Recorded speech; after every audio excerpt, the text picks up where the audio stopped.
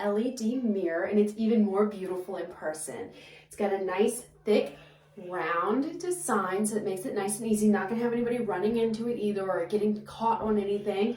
Makes it easier to hang. It's really easy to hang. It took less than 10 minutes to do so, which is awesome. It also has these awesome backlights. So you can see it's beautiful rainbow color, and you can do solid colors or solid like that. Or you can just keep the lights constant. And then we have this beautiful bright light, and that adds, the perfect color. It helps brighten up your face so you can see it, and it just looks really nice. It does a great job.